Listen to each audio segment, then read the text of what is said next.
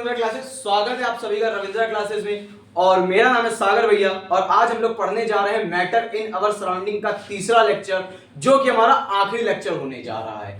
आज के इस लेक्चर में हम लोग क्या क्या टॉपिक्स पढ़ने वाले हैं, तो हम लोग पढ़ेंगे इसमें बेटा प्रेशर का क्या इफेक्ट पड़ता है, और इवापोरेशन क्या होता है, लेटेंट हीट क्या होती है, इन सब के बारे में हम लोग आज इस चैप्टर में पढ़ने वाले हैं। तो शुरू करते हैं बिना समय को बर्बाद करते हुए।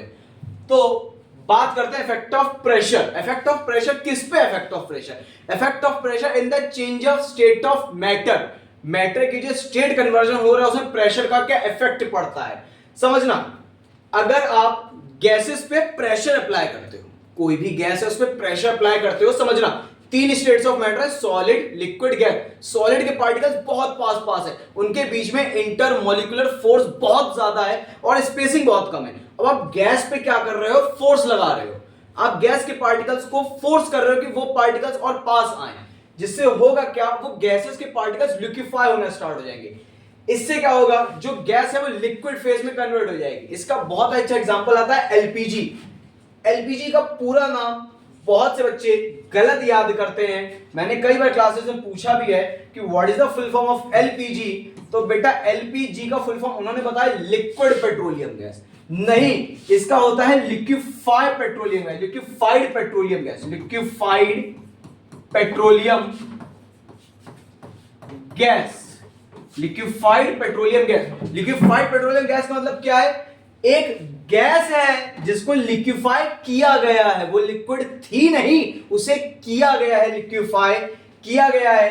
एलपीजी को कैसे किया गया? उसमें बहुत ज्यादा प्रेशर अप्लाई किया, बहुत ज्यादा प्रेशर को अप्लाई किया गया, जिससे कि वो किस में कन्वर्ट हो गई? लिक्विड में कन्वर्ट हो गई।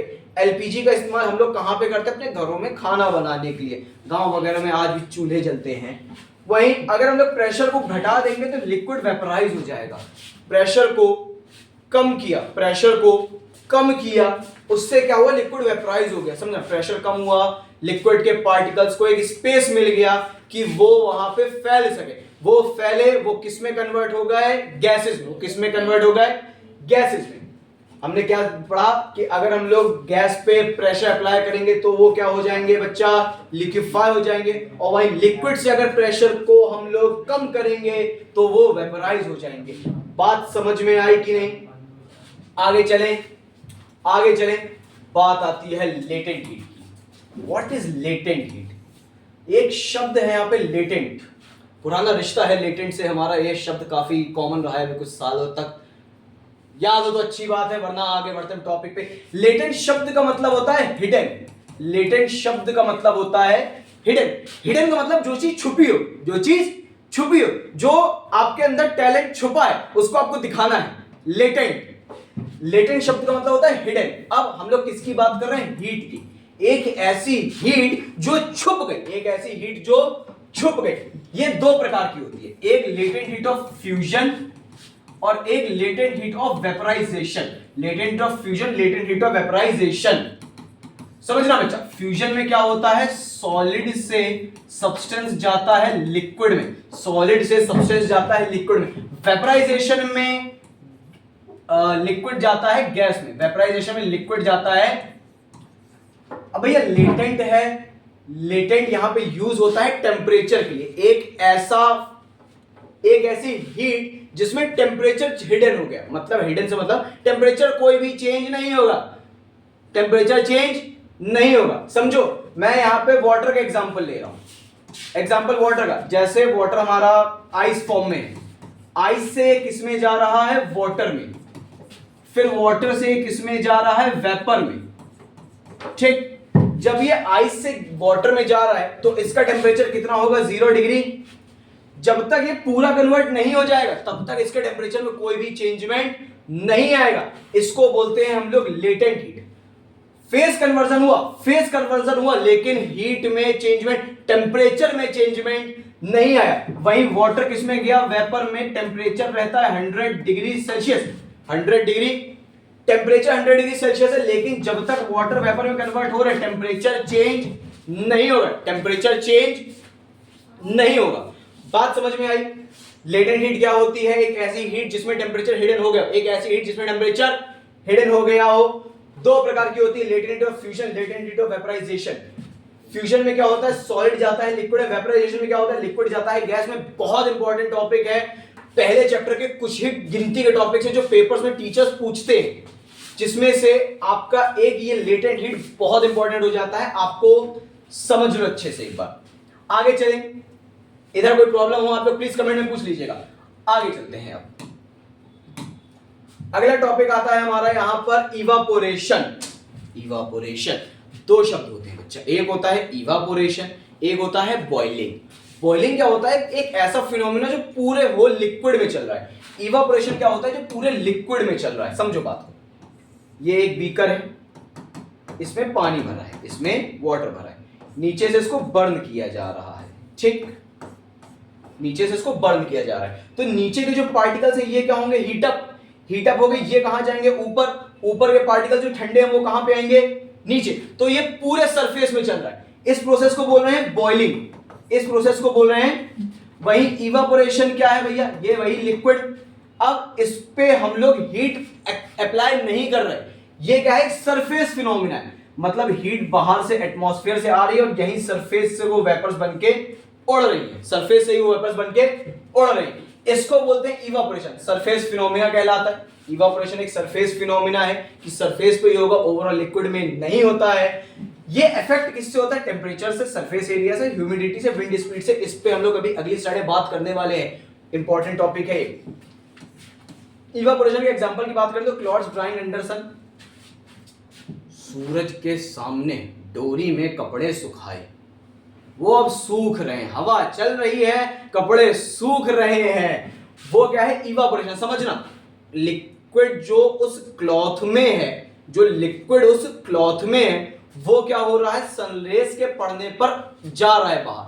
वो जो पार्टिकल्स हैं उनमें काइनेटिक एनर्जी आ रही है, जिससे पार्टिकल्स इवापोरेट हो रहे हैं। बात समझ में आ रही है। अगर अब बात करें, जो टॉपिक है हमारे इधर पे इंपॉर्टेंट, वो है फैक्टर्स अफेक्टिंग इवापोरेशन। वो है फैक्टर्स अफेक्टिंग इवापोरेशन। इवापोरेशन को जो फैक्टर्स अफेक्ट करते हैं वो पेपर्स में पूछे जाते हैं, 2 से 3 नंबर में। लॉन्ग भी बनाया जा सकता है। लॉन्ग क्वेश्चन कैसे बनता है, what do you understand by evaporation and explain the factors affecting evaporation. ये क्वेश्चन सुन लेना, पेपर्स में आता है यही, इस प्रकार से पूछते हैं। अच्छा समझ लो, 2 शब्द को यहां फटाफट से समझो बच्चा लोगों।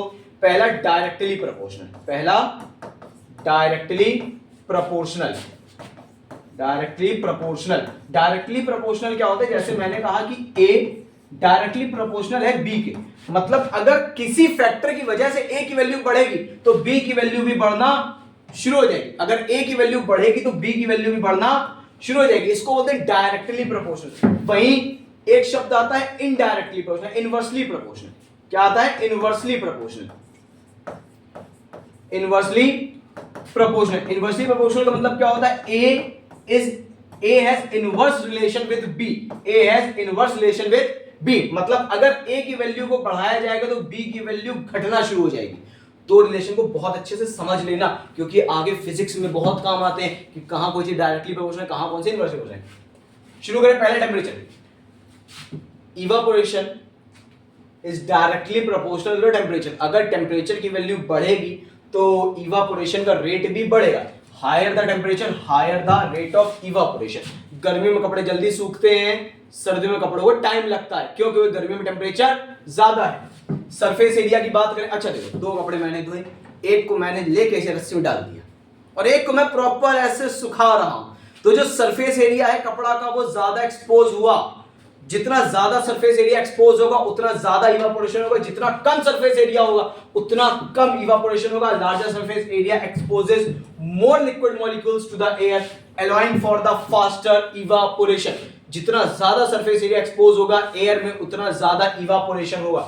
ह्यूमिडिटी, ह्यूमिडिटी का इसका रिलेशन होता है इनवर्स। ह्यूमिडिटी से इसका रिलेशन होता है इनवर्स। इनवर्स का मतलब अगर ह्यूमिडिटी बढ़ जाएगी तो इवापोरेशन घट जाएगा, अगर ह्यूमिडिटी बढ़ जाएगी तो इवापोरेशन घट जाएगा। लास्टली विंड स्पीड, अगर हवा बहुत तेज चल रही तो इवापोरेशन का रेट भी बढ़ेगा।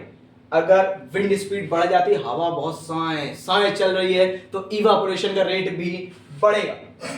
4 फैक्टर्स है। टेम्परेचर सुनते हैं, टेम्परेचर डायरेक्टली प्रोपोर्शनल है। सरफेस एरिया डायरेक्टली प्रोपोर्शनल है, ह्यूमिडिटी इनवर्सली प्रोपोर्शनल है और हमारा विंड स्पीड डायरेक्टली प्रोपोर्शनल है।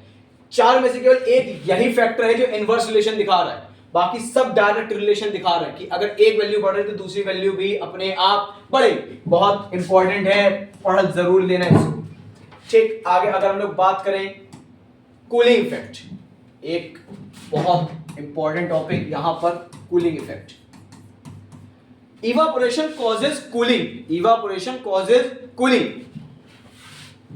जितना ज्यादा इवापोरेशन होगा किसी भी सरफेस से, किसी भी बॉडी से, वो बॉडी उतनी ज्यादा कूल होगी। बात समझना, अननेसेसरी जो वाटर था, जो लिक्विड्स थे वो इवापोरेट हुए, जिससे क्या होगा वहां पर कूलिंग इफेक्ट आना स्टार्ट होगा। Example, sweat cools our body. जितना पसीना हमारी बॉडी में अगर आ रहा है, दिख रहा होगा, जितना पसीना अगर आपकी बॉडी में आ रहा है उतना ज्यादा आपको कूलिंग इफेक्ट मिलेगा। अगर स्वेट ज्यादा है बॉडी में, आपकी बॉडी कूल होगी उतनी ज्यादा।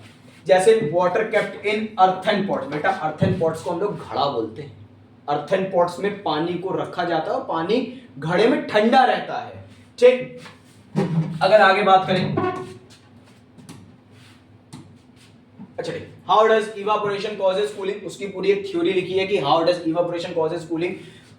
आप लोग इसका स्क्रीनशॉट ले सकते हैं, अगर आपको पूछना हो देख लीजिए, पूरी थ्योरी है आपकी और पेपर में लिख दें, आपको मार्क्स मिल जाएंगे। स्क्रीनशॉट ले लीजिएगा इसका क्योंकि इंपॉर्टेंट हो जाता है।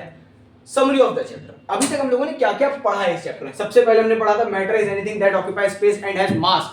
मैटर क्या होता है? जिसके पास अपना खुद का मास हो, वेट हो, वजन हो।